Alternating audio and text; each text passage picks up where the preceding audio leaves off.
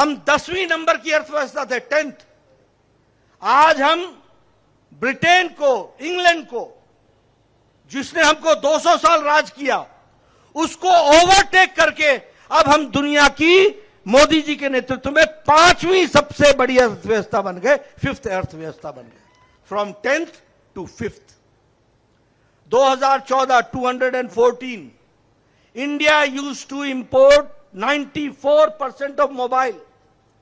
94% mobile India, Bharat में बाहर से आता था, मोबाइल जो आपके हाथ में है। आज इंडिया 97% मोबाइल भारत में बन रहा है, यह हमको समझना चाहिए। और अब तो आपने देखा होगा एप्पल के भी यहां बनना शुरू हो गया और एप्पल के भी यहां स्टोर्स शुरू हो गए। मुझे बताया गया है कि शायद बेंगलुरु में भी एप्पल का स्टोर आ गया है। तो यह विकास की नई कहानी है। ऑटोमोबाइल इंडस्ट्री में हम अब तीसरे नंबर पर खड़े हैं। जापान हमसे पिछड़ गया है, हमारे आगे सिर्फ अमेरिका और चाइना है। यानी दुनिया में फॉरेन डायरेक्ट इन्वेस्टमेंट में हम आगे बढ़े हैं और देश में कर्नाटक फॉरेन डायरेक्ट इन्वेस्टमेंट में नंबर 1 पर खड़ा है। इसके लिए भी मैं आपको बधाई देना चाहता हूं। मित्रों, यह सब विकास की बात तो मैं आपके सामने कर ही रहा हूं। कर्नाटक में 19,400 किलोमीटर की सड़क बनी थी, highway. Today it is 29,000 kilometre सड़क, 29,000, 10,000 किलोमीटर की एक्स्ट्रा सड़क बनी है हाईवेज में। 1 लाख करोड़ रुपए हाईवे पर खर्च हो रहा है। आपके पड़ोस में ही तुमकुर में, आप बताइए, साउथ इंडिया का सबसे बड़ा इंडस्ट्रियल कॉरिडोर बन रहा है कि नहीं बन रहा है? आप बताइए, तुमकुर में हेलीकॉप्टर को, HAL की हेलीकॉप्टर बनाने की इंडस्ट्री लग रही है कि नहीं लग रही है? अब कर्नाटक डिफेंस का 67% है, जो 65% हेलीकॉप्टर है वो आपके तुमकुर में बनेगा, वो कर्नाटक में बनेगा। ये आपको समझना है।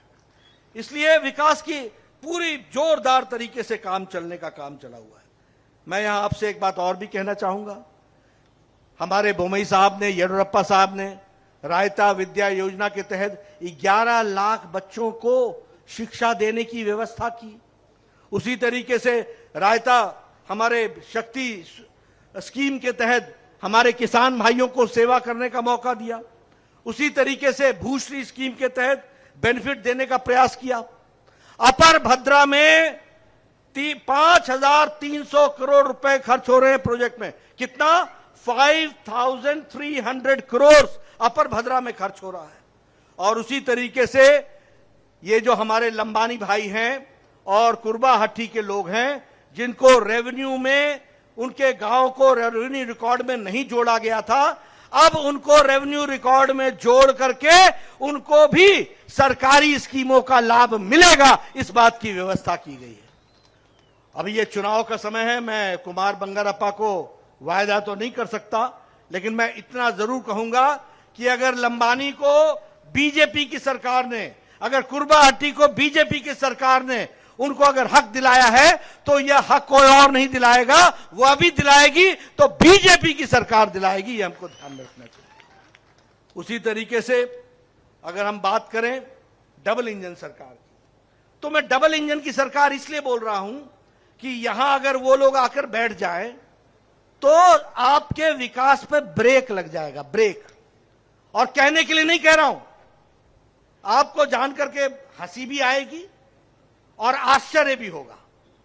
प्रधानमंत्री किसान सम्मान निधि में जब कुमार स्वामी और सिद्धारमैया की सरकार थी, तो हमने किसान सम्मान निधि में पैसे देने के लिए किसानों के नाम मांगे थे।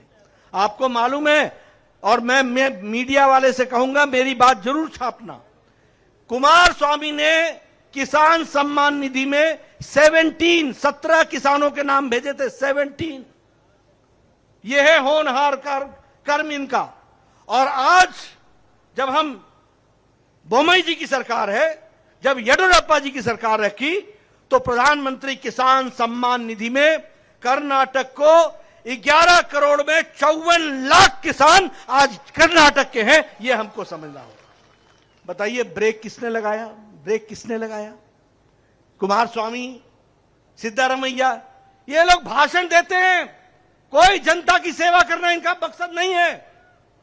आज शिमोगा का एयरपोर्ट तैयार हो गया है। किसने रोका था शिमोगा का एयरपोर्ट?